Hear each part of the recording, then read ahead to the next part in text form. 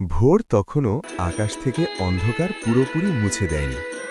কনকনে ঠান্ডার মধ্যে যখন আপনি হেলিপ্যাডের দিকে হাঁটা শুরু করবেন, দেখবেন চারপাশটা একদম শান্ত।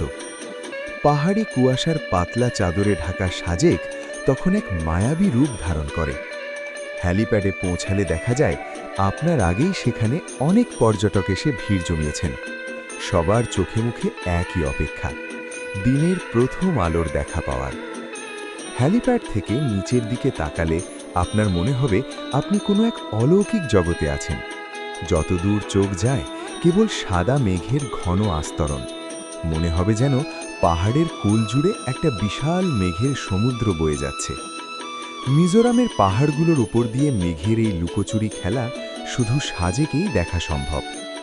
হঠাৎ দেখবেন পূব আকাশটা ধীরে ধীরে কালচে নীল থেকে গাঢ় কমলা আর গোলাপি আভা ধারণ করছে।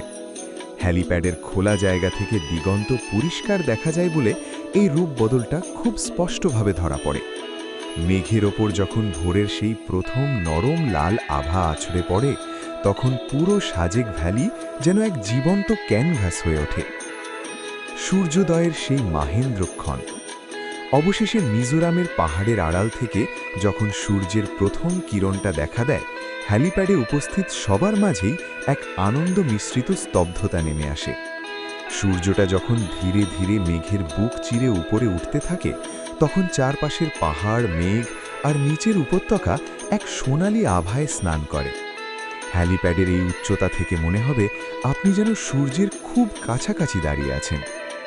নাম না জানা পাহাড়ি পাখির ডাক আর মৃদু বাতাসের শব্দ।